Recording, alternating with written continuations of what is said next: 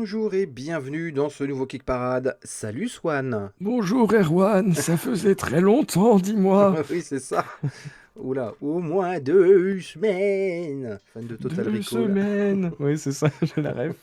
Bon bah voilà, donc du coup on va un peu parler de nouveautés qui sont plus des nouveautés parce que c'est des jeux de la semaine dernière, mais comme il n'y avait pas d'émission, mais on va aller assez vite parce que ça fait beaucoup de choses sinon. Quoi vous dire d'autre Eh bien, si j'ai reçu un Kickstarter parce que vous nous demandez fréquemment quand on reçoit des trucs. J'ai reçu La Mort aux Trousses. Est-ce que tu te souviens de ce petit jeu qui était, ils ont eu du retard, hein. C'est un espèce de, Ça date, hein. Ouais, ça ouais, date, c'est un hein. jeu solo très Mad Max où tu gères ta bagnole. Mhm. Et t'as une campagne, tu combats d'autres bagnoles, voilà, et ça m'avait bien plu. C'est Ori Games, c'est Mhm. Ori Games qui sort ça, voilà. Enfin, et donc voilà, bah, je l'ai reçu, donc je l'ai reçu aujourd'hui, hein, donc évidemment j'ai pas eu le temps de tester. Je vous dirai ce que ça vaut. Alors s'il y a une sortie boutique, parce qu'il y aura peut-être une sortie boutique un peu plus tard, je pense. On essaiera de vous faire un premier tour, hein, une vidéo premier tour, comme ça vous verrez comment ça marche. Je pense que c'est assez rigolo. Voilà, bah écoutez, sinon on va démarrer le top 10 de la semaine avec en 10e place un jeu d'enquête. Threads of Fate. Qui en est à 1580 contributeurs quand même, et quasiment 120 000 euros. Et il reste une dizaine de jours, donc voilà, donc c'est assez à la mode, mais il n'y en a pas tant que ça. Un peu Mhm. paradoxal ce que je dis, mais c'est vrai que ce sont des jeux qui ont le vent en poupe, mais ça doit être assez compliqué à faire, j'imagine, donc il n'y en a pas tant que ça. Donc c'est un jeu d'enquête où vous allez avoir accès à tout un tas de matériel, mais vraiment très disparate, hein, entre des enveloppes, des petits jetons, des cartes, donc voilà, c'est une espèce de grosse boîte avec plein de trucs mystérieux. Il va falloir remonter le fil. J'en ai parlé la semaine dernière, hein. Là, je crois que ce sont des professeurs d'université qui ont disparu suite à une expérience un peu Lovecraftienne, sûrement, je sais pas, Mhm. ou sataniste, je ne sais pas. Donc voilà, donc ça marche bien. Matériel, voilà, toujours ouais, très hétéroclite, hein, donc c'est difficile de juger. En tout cas, ça a l'air d'être assez rempli. Moi, c'est pas du tout ma came, les jeux d'enquête, je suis nul. Je peux passer une semaine sur un truc sans jamais découvrir une seule énigme. Je suis un teubé, voilà. Je n'ai pas honte de l'avouer là, sur les jeux d'enquête. Et puis j'ai la flemme en fait. Je pense que mon cerveau a la flemme, Mhm. donc il fait aucun effort.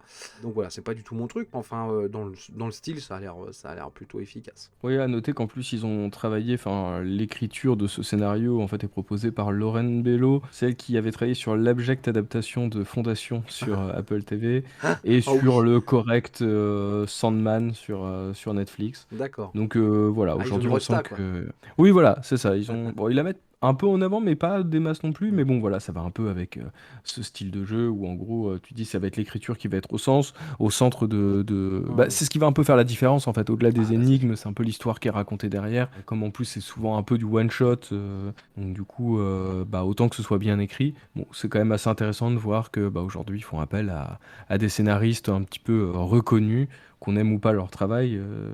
C'est intéressant.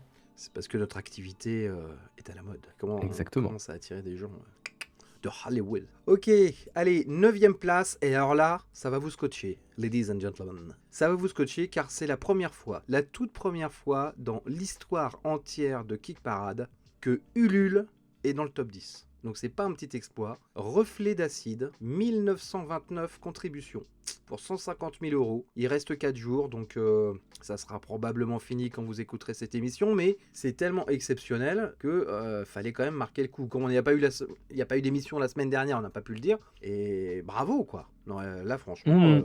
bravo, Bah, sachant qu'en plus, félicitations. non seulement c'est Ulule, mais en plus c'est une campagne 100% française. Donc après, un jeu qui avait quand même une vraie renommée, hein. On rappelle que juste avant qu'il relance la campagne, il y avait des scalpers, donc vous savez, ces gens qui achètent des jeux pour pas grand-chose et ensuite qui les revendent à 10 fois le prix.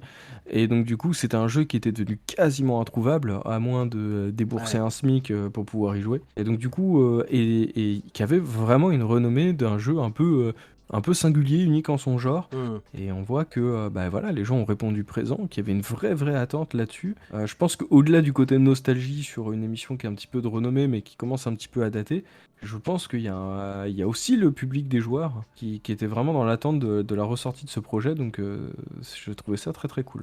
Plus le public qui n'y a pas eu accès et qui en a Mm. entendu parler, et du coup ça fait boule de neige, ça fait le buzz. Donc non, bravo, bravo, ça fait plaisir en tout cas. Allez, 8e place, c'est une nouveauté, c'est Botany Flower Hunting in the Victorian Era. c'est beau. 140 000 euros, 202 000 contributeurs, peut-être pas exagéré. 2298 contributeurs, il est là pour un mois. Voilà, c'est revenu, hein, les campagnes super longues, je sais pas ce qui s'est passé. C'est revenu, voilà. They're back. Bon voilà, c'est pas très cool pour nous parce que ça nous oblige à parler des jeux 4 ou 5 fois de suite. Bon, après on suit les campagnes, c'est intéressant, mais quand il y a des campagnes, hein, parce qu'il y a certains jeux qui restent un mois, il n'y a pas beaucoup Qui d'actu. joue pas trop le jeu, ouais. Ouais. Donc là, Botany, c'est comment dire, la grande En gros, mode ouais, aussi c'est ça. des jeux naturalistes. Un petit peu, ouais. L'idée, c'est que vous allez devoir explorer le monde à la recherche de plantes un peu rares. Et en fait, vous allez devoir, en gros, faire votre herbier, hein. Donc tout ça dans un design très, voilà, victorien. Donc on retrouve un peu l'esthétique qu'on avait pu avoir dans Darwin, Darwin Project, etc. Ces jeux qui dépoussièrent un peu l'époque victorienne pour donner, on va dire, une espèce de filtre ancien, un peu méticuleux, un peu pointilleux, etc. Donc moi, c'est une esthétique à laquelle je suis assez sensible, hein. Je trouve que c'est des jeux qui, une fois sortis sur table, sont plutôt jolis. Bon, là, le problème, c'est qu'on en est presque au 10e dans le genre. Ça commence à être un petit peu... voilà. Et souvent, en plus, pour des jeux qui utilisent un petit peu les mêmes mécaniques. Donc là, ça a l'air d'être quand même beaucoup plus accessible, hein, que les autres jeux du genre, hein, qui pouvaient se montrer très exigeants. Mais voilà, je trouve que le projet est plutôt sympa. Le principe d'herbier qui rappelle ces vieux ouvrages que vous pouviez retrouver chez vos grands-parents, je trouve que ça dégage un petit charme. Après, au niveau des mécaniques de jeu, ça révolutionne pas non plus le genre, quoi. C'est juste une nouvelle thématique sur des mécaniques un peu existantes. 7e position, ce n'est pas une nouveauté, mais on l'a pas évoqué la semaine dernière, et pour cause. C'est Endeavor, on va sur GameFound, Endeavor Deep Sea. Donc c'est une extension standalone de Oui.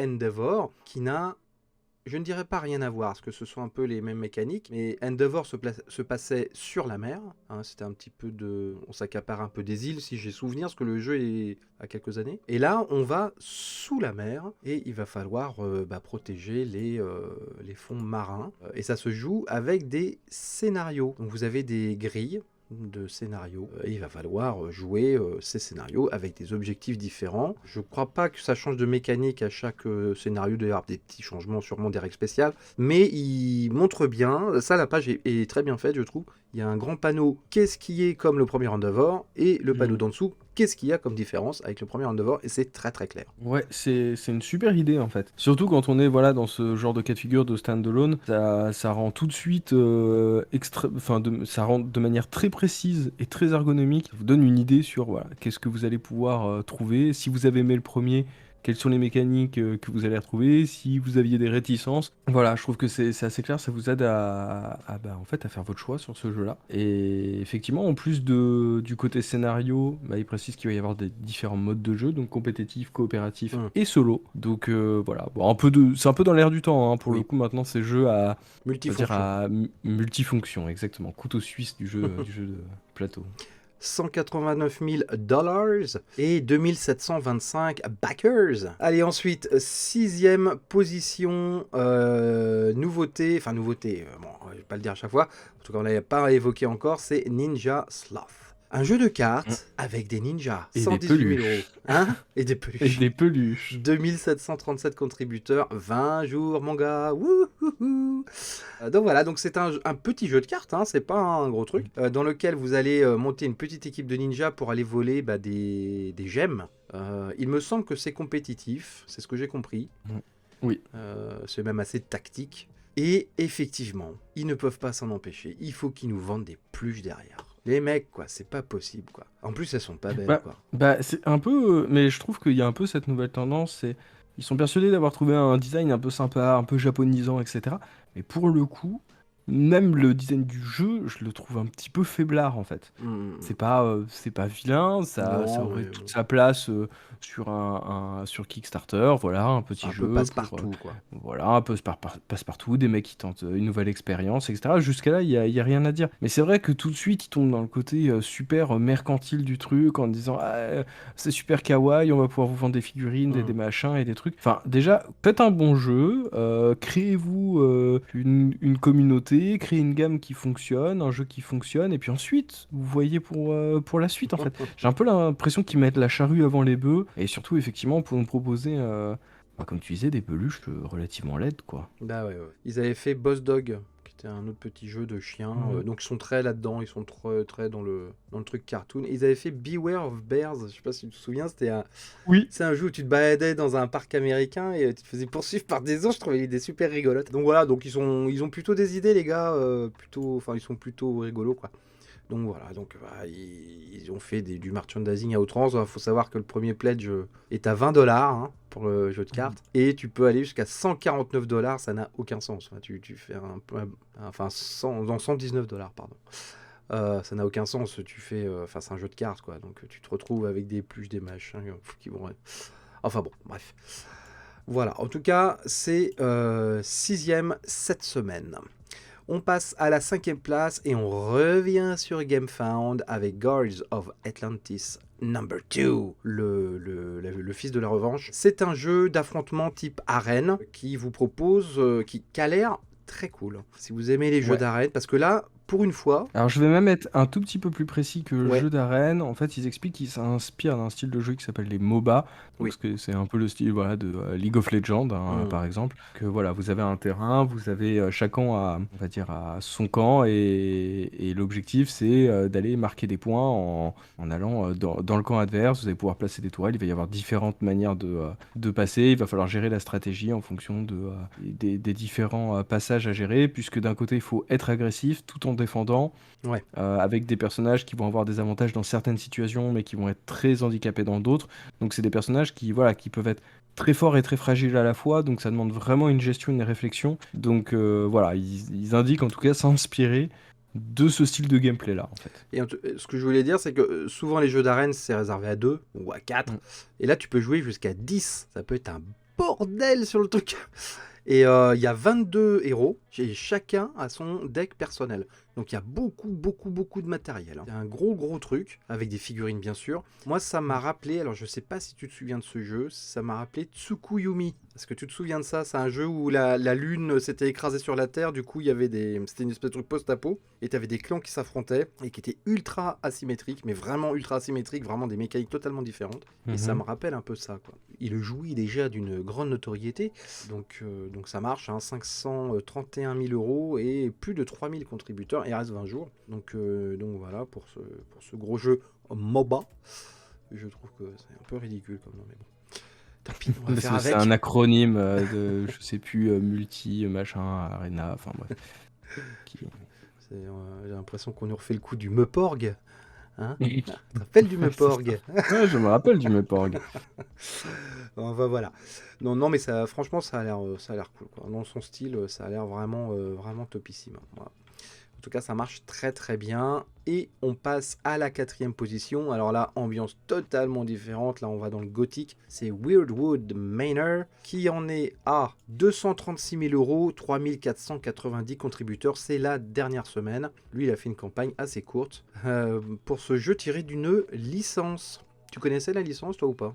Absolument pas. Ouais, moi non plus. Donc voilà. Alors je sais plus si c'est d'une application ou des BD.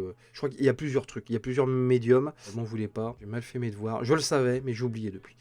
Voilà, je m'étais renseigné puis j'ai oublié depuis. J'aurais dû relire mes notes il y a 2 semaines. Bref, donc voilà, Weirwood Manor. Donc c'est un jeu coopératif dans lequel il va falloir protéger Lady Weirdwood, qui est au centre du plateau. C'est un plateau circulaire. Tout un tas de monstres vont vouloir l'agresser et la bouffer. Et donc, il va falloir se débrouiller pour la protéger. Donc, nous sommes dans un grand manoir, hein, comme son nom l'indique, avec des portes qui s'ouvrent, des créatures, des mystères.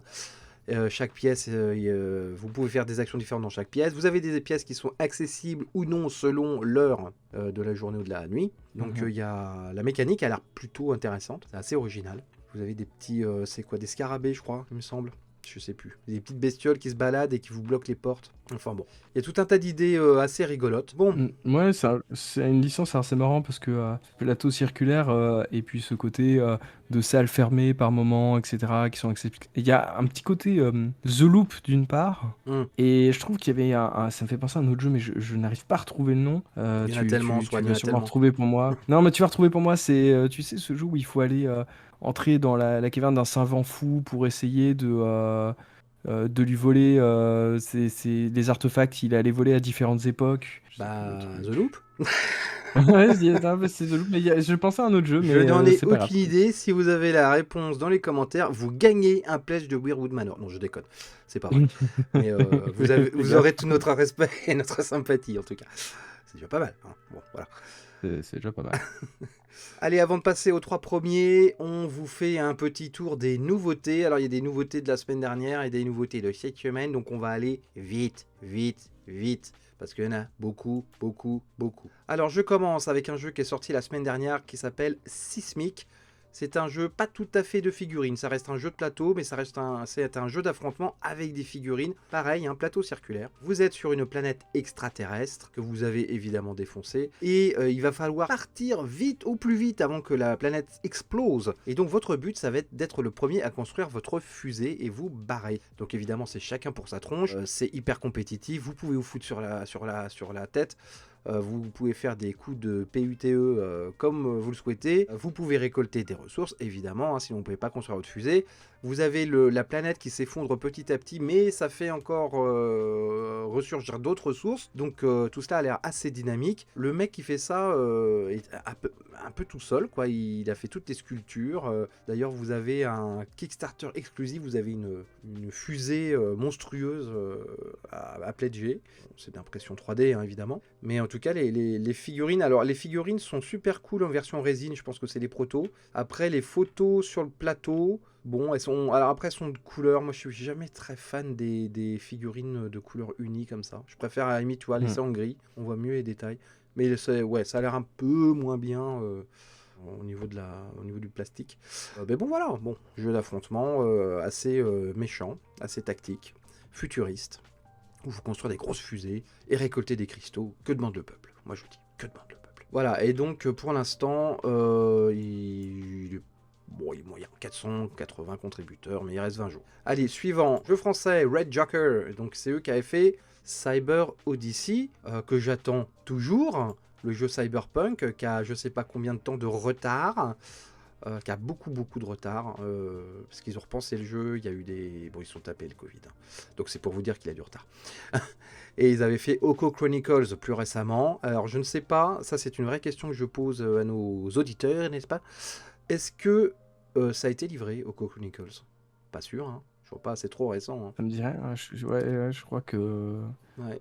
pas tout de suite en tout cas. Donc ça veut dire que c'est quand même la 3e campagne qu'ils font sans livrer le jeu. Bon, c'est faire gaffe. Il y a des éditeurs qui ont fait la même chose, ils ont eu des problèmes. Hein. Je cite personne. Et bon, voilà, faut faire attention, c'est un jeu dangereux, je trouve. En tout cas, Altar, c'est un jeu de cartes où vous allez contrôler des dieux. Tas de pouvoir avec vos cartes. Direction artistique très soignée. Quand on aime le style. Hein. Ça fait un peu Frazetta, tu vois le Oui, dessinateur Frazetta? ouais, totalement. Oui, tout à fait. Ouais, donc moi ça, je ne suis pas insensible à ce style. Et donc voilà, donc j'avais regardé la mécanique de jeu, mais c'était encore une fois c'était il y a 2 semaines, donc voilà. Mais ça avait l'air plutôt sympa. Le jeu il marche moyen, c'est pareil. Il reste que 5 jours. Bon, il est financé, hein, car il y aura 445 contributeurs. Bon, apparemment ça leur suffit. En même temps c'est un jeu de cartes, hein, il n'y a pas de figurines, de machin. Mais voilà, il aurait peut-être attendu un peu plus du jeu, je pense. Ouais. Dommage.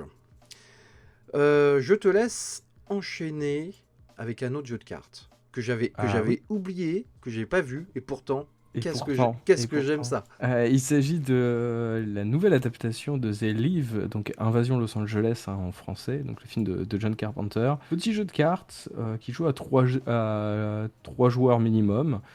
On peut monter à beaucoup plus puisqu'il s'agit en fait d'un jeu à rôle caché. Donc certains d'entre nous vont jouer donc c'est Terrien qui découvre le poteau rose, à savoir que les aliens non seulement dirigent la planète, mais en fait Sont d'affreux capitalistes. sont d'affreux capitalistes qui nous envoient des messages à travers les publicités. Et en fait, en mettant des lunettes, et ben en fait, tu peux découvrir les vrais messages dissimulés derrière ces panneaux publicitaires, mais C'est un aussi chef-d'œuvre. savoir. Si vous n'avez pas vu Ouais. Invasion Los Angeles, c'est un pur chef-d'œuvre, qui a ses défauts, hein, mais Mm.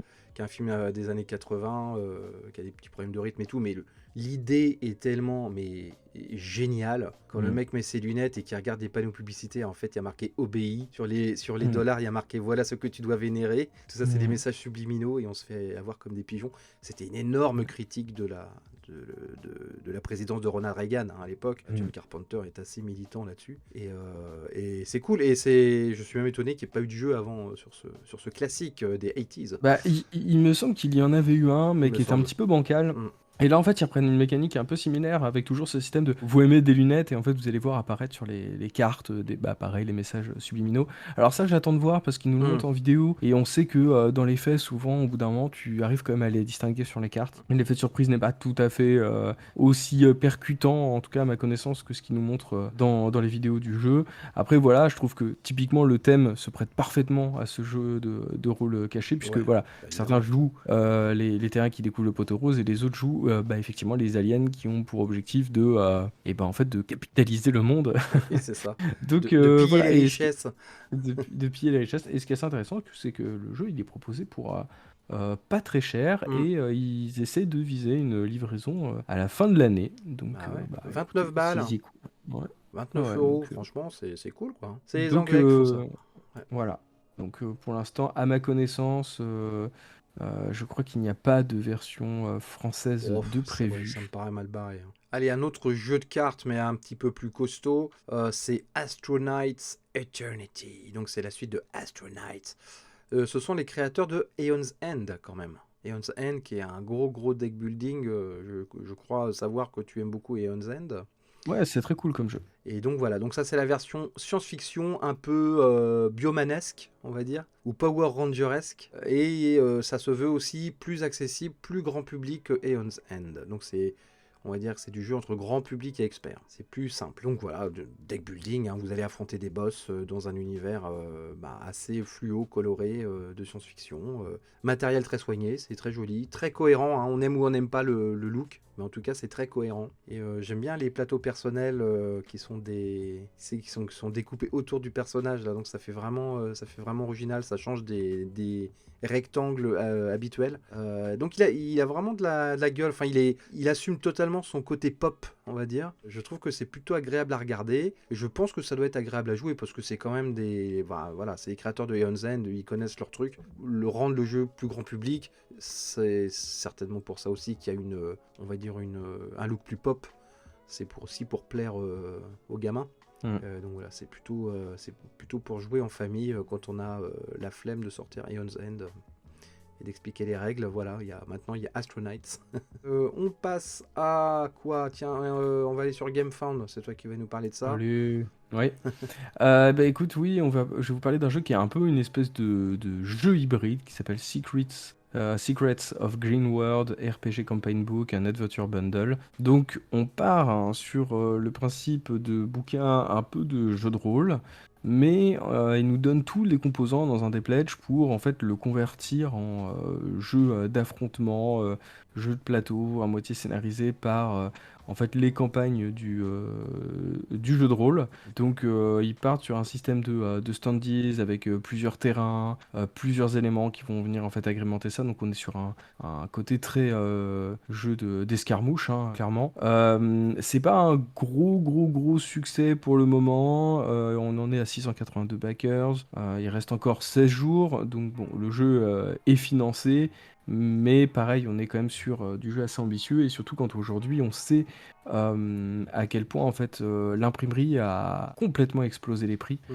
Et donc du coup effectivement, alors il propose aussi, il faut savoir, une version PDF. Donc peut-être que beaucoup de gens sont partis sur cette version-là, mais c'est vrai que au vu du nombre de backers, s'ils partent vraiment sur une majorité d'impressions, ça me semble un petit peu optimiste pour le Surtout moment. qu'il y a une pelletée de standees avec. Hein. Ouais, clairement. Donc après, voilà, le jeu, on est sur l'Heroic Fantasy assez classique, mais je trouve ça toujours assez intéressant d'essayer d'être un peu en projet hybride. Ça permet notamment pour les nouveaux maîtres de jeu en fait, on va dire d'illustrer plus facilement, d'avoir un vrai compagnon de route. Mm. Et puis ensuite, de pouvoir finalement se séparer de ce côté physique pour finalement partir sur du jeu de rôle un peu plus classique. Allez, vite fait, sur Kickstarter, Wishland Dreams from America.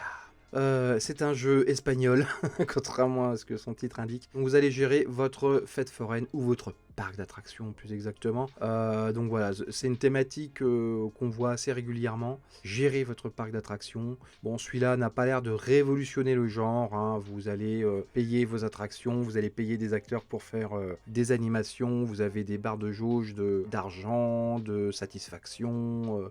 Vous pouvez innover. Donc tout cela est quand même très connu, enfin c'est du tycoon et donc ça marche vraiment sur on va dire la route ultra goudronnée de ce style. Mais bon, si vous êtes fan de ce genre de mécanique ou d'univers, sachez que ça existe, vous pouvez backer un jeu de parc d'attractions. Voilà. J'enchaîne toujours sur Kickstarter avec Cities of Venus. Eh bien, c'est de la gestion spatiale, mon cher Swan. Ça, ouais, là je te retrouve. Ah bah Là ouais, je tu te vois. retrouve. Kickstarter adore ce genre également depuis quelques temps. Je pense qu'il y a à peu près toutes les planètes du système solaire qui y passent. Donc là, c'est Vénus. Donc la Terre a envoyé l'humanité sur Vénus pour développer des villes flottantes, hein, évidemment. Hein. Il va falloir gérer tout ça. Et ils perdent la communication avec la Terre. Donc il y a une catastrophe qui se passe sur la Terre. Et là, il va falloir qu'ils se débrouillent tout seuls, les coquins. Bon, blague mise à part, évidemment, c'est un jeu compétitif. Il va falloir être the best of the best of the best. Matériel très ambitieux, très ambitieux. Beaucoup de réceptacles, beaucoup comment dire, de rangements. Vous avez des figurines de bots dans lesquelles vous allez mettre vos meeples et des dés. Swan, est-ce que tu te souviens, il y a un jeu français de gestion spatiale c'était il y a un petit mois, un truc comme ça. Tu mettais aussi les ouvriers. Putain, on n'a pas de mémoire ce soir, c'est une catastrophe, quoi. Oui, c'est bon. J'ai trouvé. Il s'agissait de From the Moon, le jeu qui était proposé par la boîte de jeu. Tu sauves notre honneur. Ouais, parce que là, ça commence à devenir critique là. Donc voilà, ça me rappelle un peu ça. Oui, tu vois, on peut mettre les meeples dans les bots là. Donc voilà, donc c'est de la gestion vénusienne de vos corporations. Et j'aime bien les dessins, ils font bien SF, c'est cool. Donc voilà, il faudra un peu plus fouiller la mécanique, voir s'il y a vraiment des trucs innovants. En tout cas, il y a un gros effort de fait sur comment gérer ces cartes. Tu vois, il y a des petits inserts pour mettre les cartes, il y a des réceptacles pour les meeples. Donc il y a un gros effort esthétique, on va dire. Voir si ça se répercute aussi sur le gameplay. Alors, troisième de Kick Parade cette semaine, c'est Teotihuacan City of Gods Deluxe Master Set.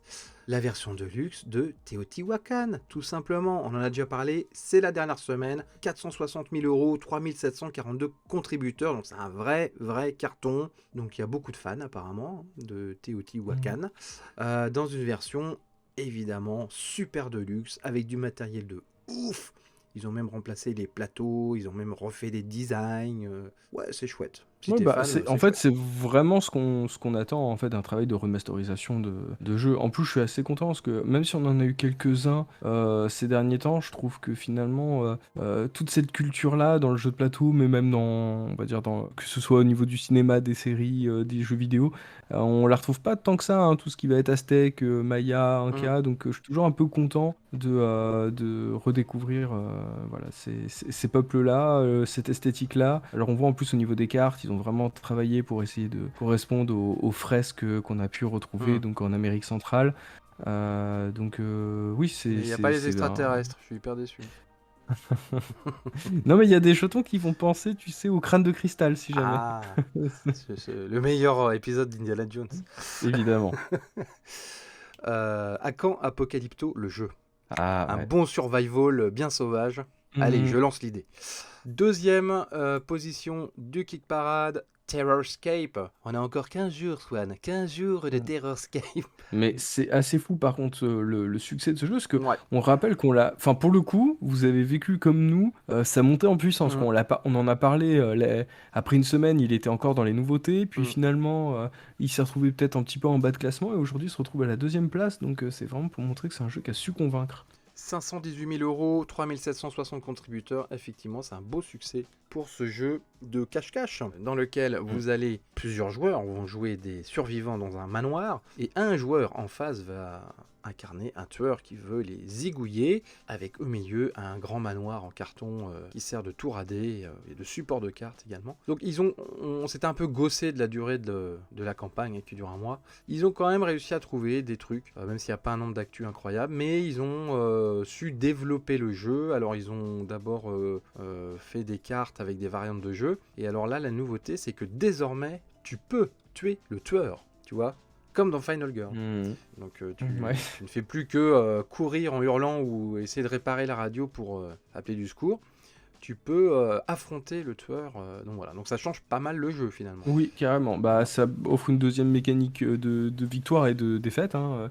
Et du coup, je trouve que c'est plutôt intéressant. Après, à voir, est-ce que ils ont vraiment pensé, parce que comme c'est quelque chose qui se rajoute un petit peu, je C'est pense ça. pas qu'ils avaient anticipé un tel succès. Est-ce que c'est quelque chose qu'ils ont vraiment réfléchi? Est-ce que du coup, on peut supposer que chaque créature aura une manière différente d'être vaincue? Et du coup, comment on va implémenter ça dans le gameplay? Bah écoute, Ça mérite peut-être un petit peu d'approfondir ce point-là, mais en tout cas, sur le papier, ça a l'air sympa. Ils ont 3 ans pour développer ça, avec le retard habituel. Je plaisante. Numéro 1 de Kick Parade cette semaine. C'est un nouveau numéro 1 qui vient de sortir. C'est Clank. Clank Legacy numéro 2. Acquisitions Incorporated. Darkest Magic. Putain, et chaque fois, ils vont rajouter un titre, plus savoir qu'en faire. 358 000 €, 4192 contributeurs. Alors, on a vécu des gros numéro 1 depuis quelques semaines, donc ça fait, on a l'impression que c'est un petit peu... Enfin, c'est pas une impression, d'ailleurs, c'est en dessous, mais c'est quand même un... Voilà, Oui, c'est un beau succès. un beau succès. Et il reste là 20 jours, donc c'est la suite de Clank, du Clank Legacy. On fait une campagne, et petit à petit, vous allez débloquer des choses, mais ça reste Clank quand même. C'est-à-dire que vous allez... Il reste, enfin, le principe de Clank, c'est, pour ceux qui connaissent, pour les 2-3 qui connaissent pas encore, c'est que vous allez essayer de choper des trésors ou des artefacts, et vous allez passer de case en case, aller de plus en plus profond dans le, on va dire, dans le décor, parce que ça dépend un petit peu des clans qu'il y en a dans plusieurs univers. Donc plus vous allez au fond, plus vous gagnez, mais en même temps, plus c'est difficile de revenir. Voilà. C'est un principe qui avait été repris dans The Hunger, le jeu avec les vampires de Richard Garfield.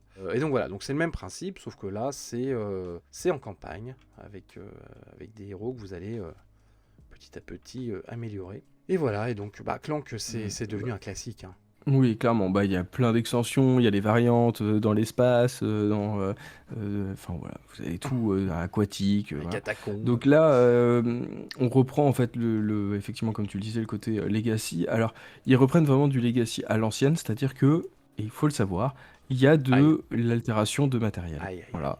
ça va Avec pas plaire. notamment des petits des cartes avec des textes qu'il va falloir dévoiler en grattant avec une Aïe, pièce. aïe, aïe. Voilà, donc c'est-à-dire que bon, j'imagine qu'ils vont vendre évidemment Des kits pour les remplacer tout kits, ça. voilà, pour remplacer tout ça. Mais bon, effectivement, encore aujourd'hui, enfin, l'énième débat sur bon, le jeu Faut-il auquel on joue une pas. fois, bon, ça, je pense qu'on en est un petit peu revenu. Mais par contre, effectivement, l'altération de matériel, ça reste un gros sujet de débat, surtout quand on connaît l'impact écologique de notre passion. Donc c'est vrai que quand on peut l'éviter, peut-être on peut le faire.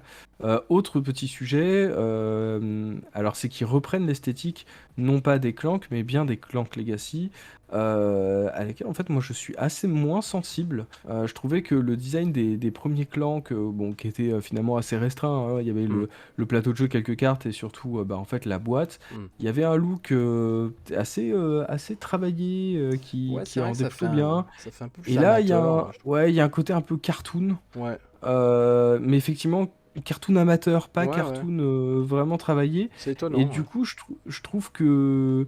Bon, après, c'est aussi parce que le jeu se veut un peu plus léger, ils veulent beaucoup plus accentuer sur le côté humoristique, donc ils reprennent vraiment, on va dire, un style visuel qui rappelle, on va dire, les canons du genre. Mais du coup, je trouve ça assez dommage parce que j'aimais beaucoup le design des premiers Clank. Et je trouve que là, c'est un petit peu perdu en intérêt, quoi. C'est dit. C'est dit. Allez, dites-nous ce que vous pensez de tous ces jeux. Qu'est-ce que vous allez baquer? Qu'est-ce qui vous plaît? Qu'est-ce qui vous plaît pas? Dites-nous ça en commentaire. Un pouce si ça vous a plu comme d'habitude. Si vous n'êtes pas abonné, abonnez-vous. Et nous, on se retrouve la semaine prochaine. Salut Swan. Salut Erwan, et à la semaine prochaine tout le monde. Yes.